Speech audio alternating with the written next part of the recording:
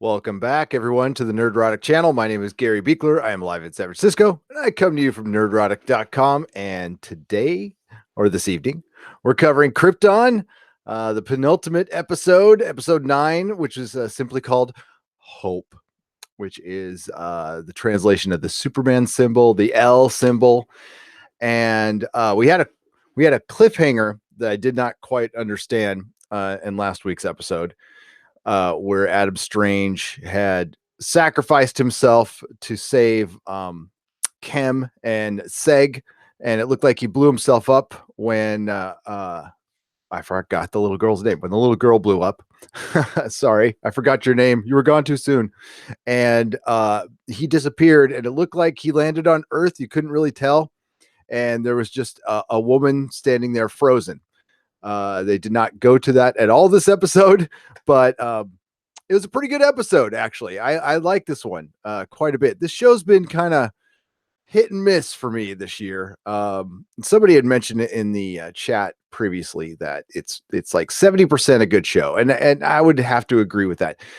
Tonight was a much better episode. It was a lot of good Zod stuff.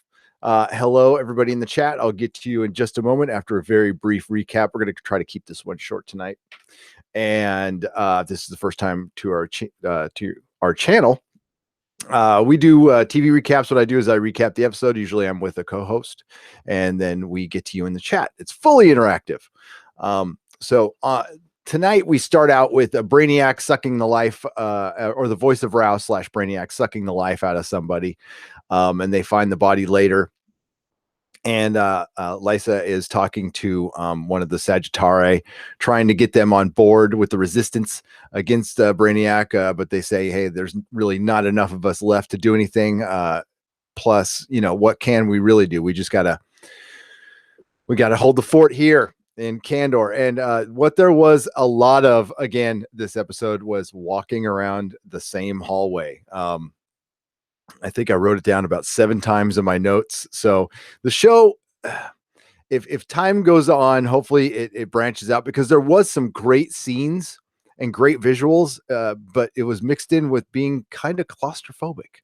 That's what I'm feeling a little bit with this show, walking around the hallways. But it's got a pretty decent cast, so that helps it. And of course, Seg and Elida are walking down a hallway, and they're talking about how, things could descend into chaos if the Sagittari aren't able to keep control. It's been 3 days, and they're finding bodies everywhere. And they have sent Kem to Kryptonopolis. Was that to remove him from the show? I don't know. That was just kind of an unceremonious exit for Kem. So he's gone. Hello, Forrest Campbell, SD3 Movie Fanobi, Bad Bunny, Jody, how are you? Then we get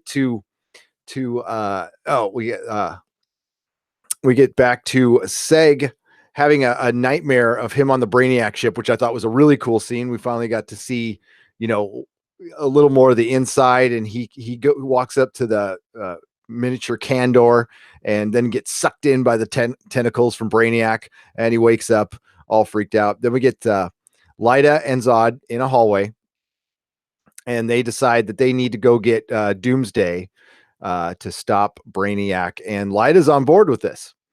So I don't know if that's a great idea, but and she even brings it up. She's like, once he gets Brainiac, what's he going to do? Because Zod had mentioned that he'll go for the top of the food chain first, but he's going to work his way down. And Zod was kind of hoping they can put it back in stasis, even though they don't know how to get him out of stasis. Then real quick, we get to see Darren, and we finally get the Black Zero's name is was it Jax-Ur? Yeah, Jax-Ur. Jax-Ur is her name.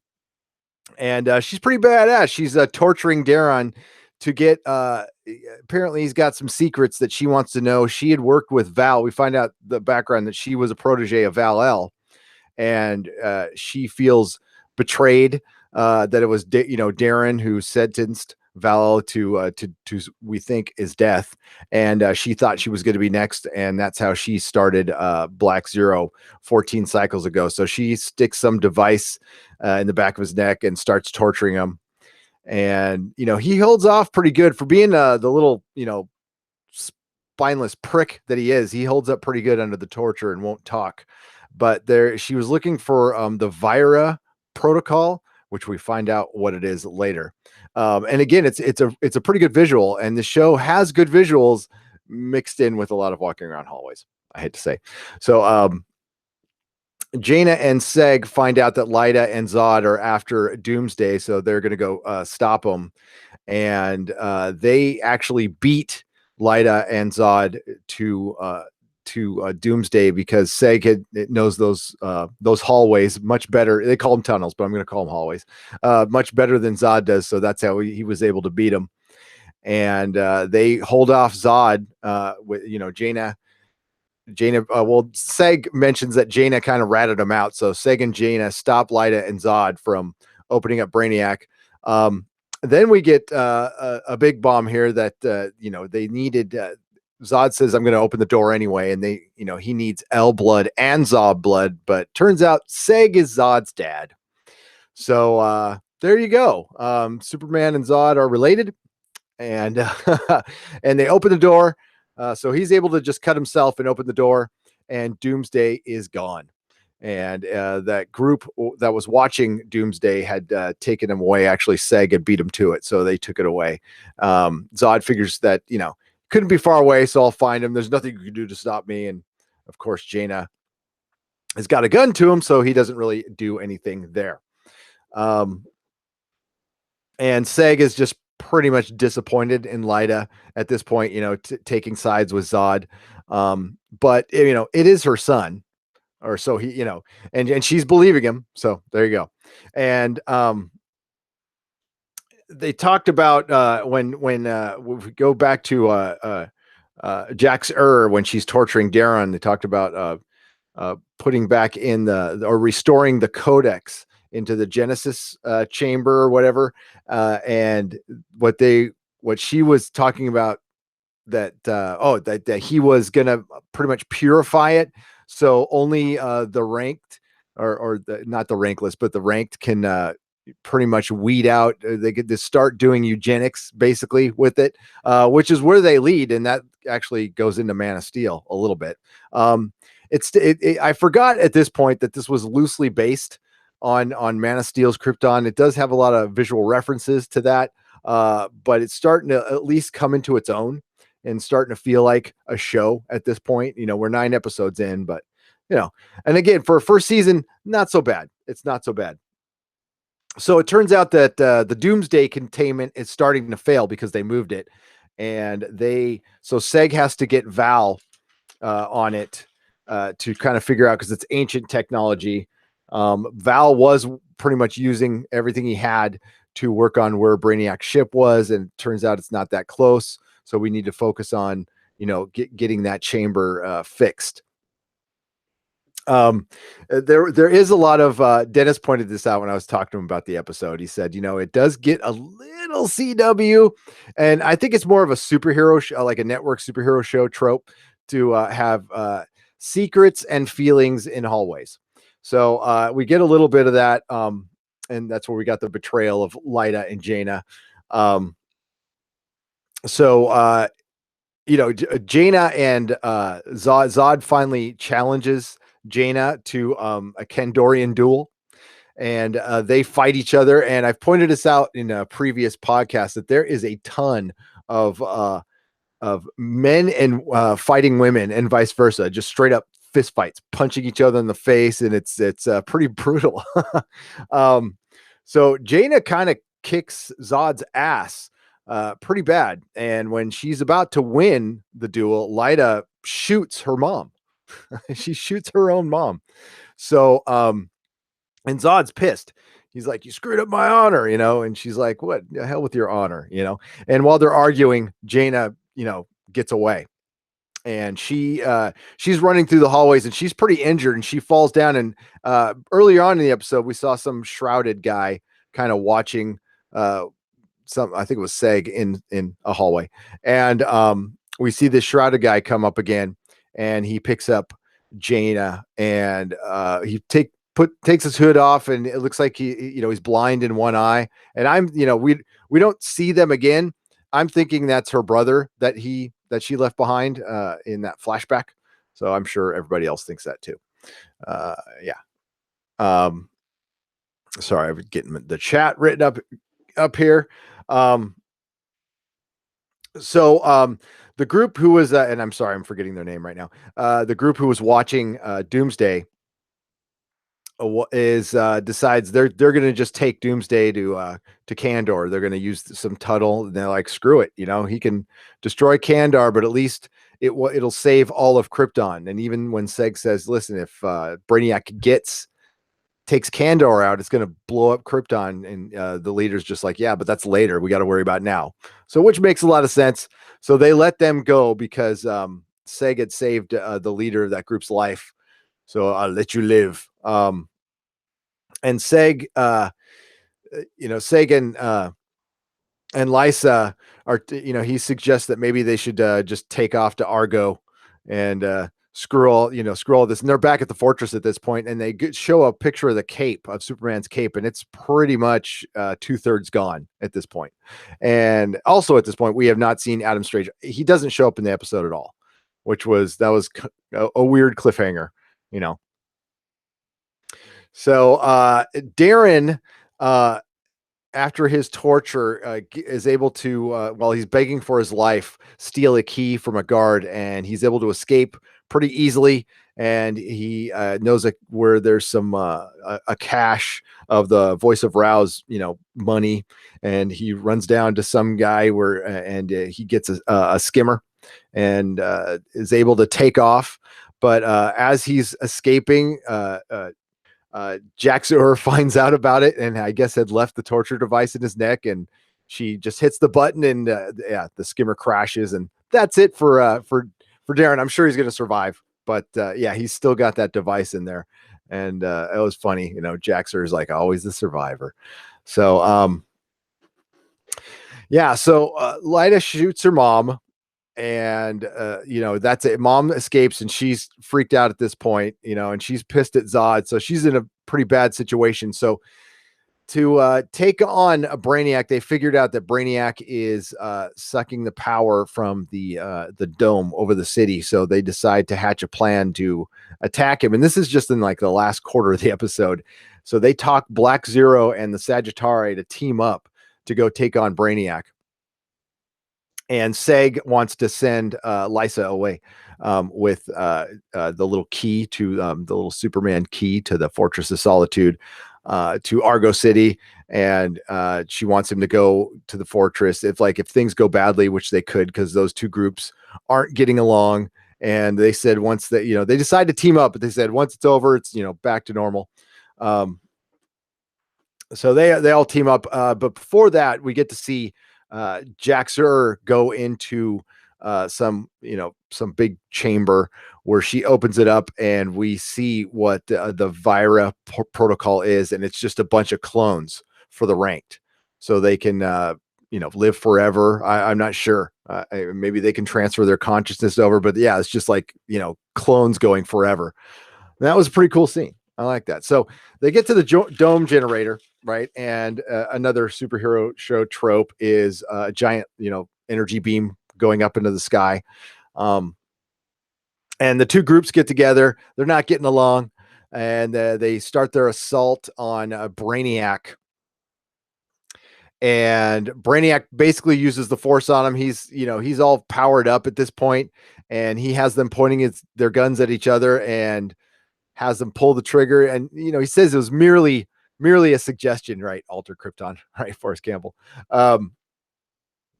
Merely a suggestion. They freaking kill each other. It was a pretty good scene. Seg is the only survivor, but Brainiac does some monologuing and uses the Force to pull him in, and he's like, "Oh, such an insignificant creature could cause so much trouble." I'm paraphrasing, of course. And right before he's going to kill Seg, Lysa shows up and stabs him in the back of the head with the Superman key for the crystal for the Fortress of Solitude. And Brainiac, just completely, disintegrates at that point. And they make out, but then the dome fails.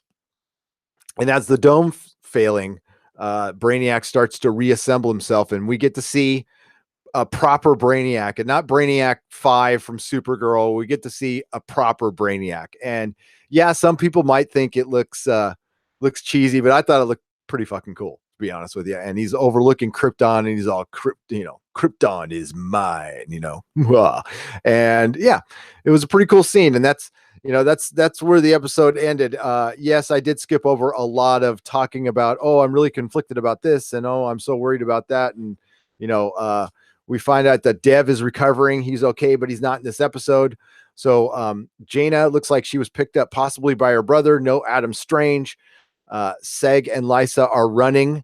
The rest of the Sagittari are dead, as are most, or at least a good portion of Black Zero. And we have Jax-Ur out there who wants to take over Krypton, or Kandor, or wants to rule it for the people.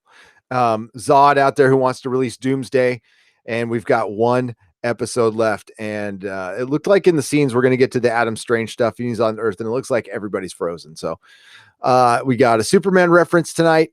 Yeah, so it was a pretty good episode. It was decent. And I got to mention this because it's on the same network, Krypton fans. So do me a small favor if you feel like it. Just take a few moments of your time if you have a Twitter account, and go on Twitter and hashtag Save the Expanse and hashtag The Expanse. They did a tweet storm earlier today. I'm saying we should keep it going. As Dennis suggested, do a tweet nor'easter. And keep this stuff, keep it going. And even if you don't watch the show, you would make a lot of people happy by helping save a damn good show. Although I do highly recommend you check it out. It is a great TV show, and is really, really sad that it's getting canceled. And hopefully your show Krypton won't suffer the same fate. I think the show has a lot of potential. I think it could get a lot better. It needs to improve on some stuff. They really need to stop running down the same damn hallway. That's annoying as hell. But the actors are pretty good. The costumes are good. And when we do get a visual set and a visual scene, it's impressive. When Brainiac is looking over Kandor, that was badass. So that's stuff that can make, DC fans happy. And we want DC fans to be happy because we like DC fans a lot here. Okay. DC's good stuff. I want them to get their movies going a little bit. That'd be nice. But I think they can, in time.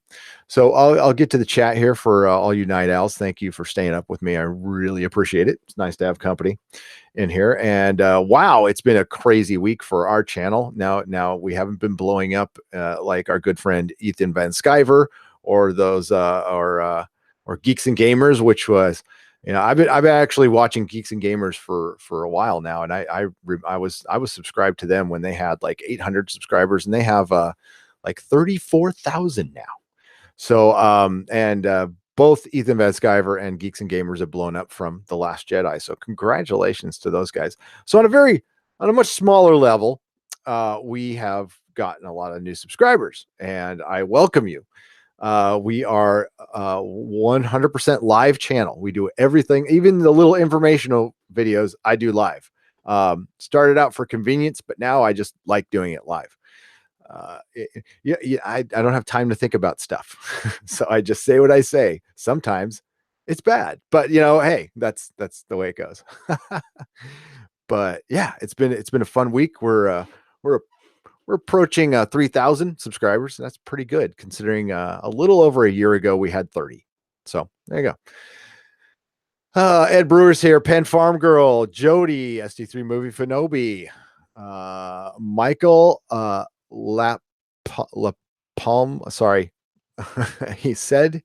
Okay, there you go. It'd be okay if you were. Okay, we don't judge here. Bad Bunny. And let's see what you guys got. Yes, remember the Cant. I've been watching Krypton, but it's trying at times. Has moments. Not overall goodness, says SD3 Movie for no, but no, it's got a ways to go. Saw Sci-Fi advertise Lake Placid sequel and some new YA show produced by the Russo brothers. I saw that too. The YA show looks kind of good. I mean, it's the Russo brothers, so yeah. I forgot the name of it now, and I know it's based on a comic too. And the name just blanked out of my head. Um, Tremors is coming back. I love the first movie so damn much. I don't know about a show though. Uh,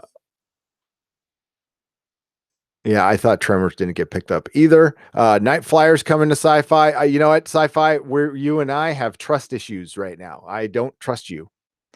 You got to work on that. Pick the Expanse back up again, and we can start talking again. But right now, I'm really iffy covering sci-fi shows. Yeah, that YA, violent high school one that I can't remember the name of looks like something I would cover, but I don't want to cover something you're going to pull the plug on. Even with Krypton. Um, so Drew Zod is Jor-El's half brother. Yes. Yes, and they said they were going to be messing with the timeline a little bit. So Seg is Zod's daddy. Whoa, I half expected to play dun dun dun music when it's so funny because when Dennis was describing it to me, that's what he did. He went dun dun dun when Zod said, "You asked me if I knew who my father was. It's not true. It's impossible." And that search your feelings. You know it to be true. I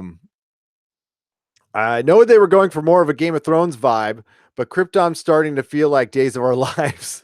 Yes, it's Days of Our Thrones, basically. Yeah. Or Oprah comes out with both women and Seg and says, "Get the baby, and you get a baby, and you get a baby, and you get a father." Yeah, and then Maury comes out and says, "No, you're not the father." But then can you imagine a scene as Jor-El and Zod face off as Krypton is about to explode and Jor-El says, "You're my brother, Drew. You were supposed to save Krypton, not leave it in darkness. I loved you." And then he says, "And I have the higher ground." Yeah, I got you there. Yeah. It doesn't track chronology of Star Wars, but those come to mind in this episode. Yes, they do. It's such a soap opera rather than space. And George Lucas himself has said Star Wars is a soap opera. Said that in a Charlie Rose interview. I agree. It's definitely light and soap opera-ish show. Yeah, it's not as dark as I thought it would be. I thought it would be a little more, for lack of a better word, forgive me, sophisticated. There was the crystal that opens the fortress. Yeah, that was.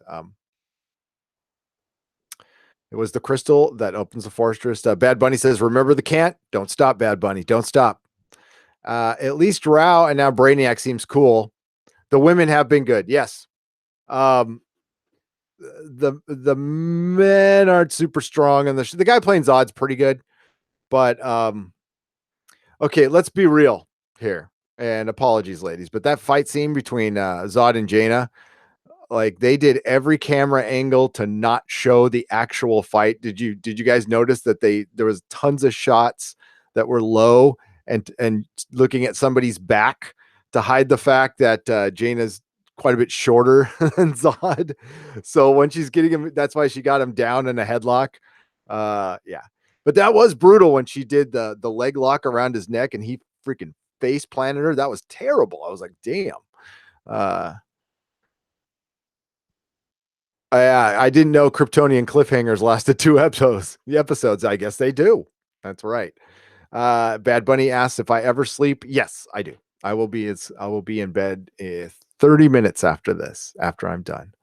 I sleep a good 5-6 hours a day. I'm a high energy person. And no, I am no longer on drugs. I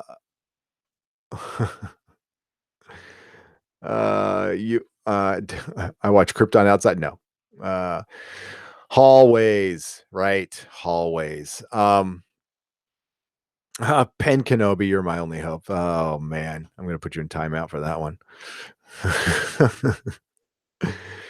So I don't know. It looks like true equality. Forrest Campbell says, "LOL." Hey, Swarm. If you're listening to this at home, I'm going over the chat, which you can see on your phone. And see, I really wish they hadn't tied Brainiac's taking Kandor as the instigation incident for Krypton's eventual destruction. I thought the destruction was because they overmined the planet's core.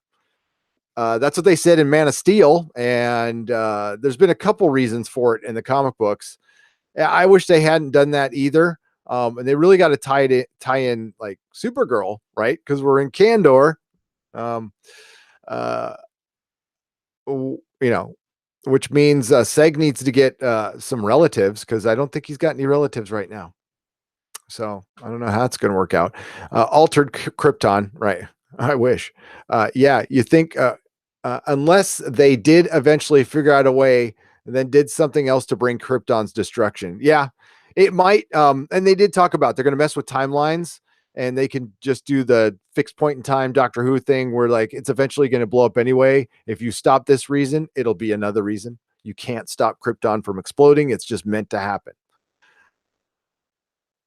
That's part of the problem with prequels. That's all the problems with prequels. I don't know why. I mean, we got to blame the Star Wars prequels. And we still do them. And I think the reasoning behind it is not for this show in particular, but like say for Star Trek, they want to remake the canon to modernize it, and so they can still get the people who are into the original series, but modernize it enough for new people. And it just never works. It would just be so much easier to go into the future, not with Krypton, of course, but with Star Trek, go into the future and just make a new damn story.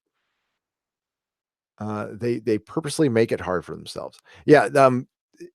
I don't know anybody who asked for the show. It's much better than I thought it would be, but all that talk of Metropolis, oh Christ, no. Oh God, no.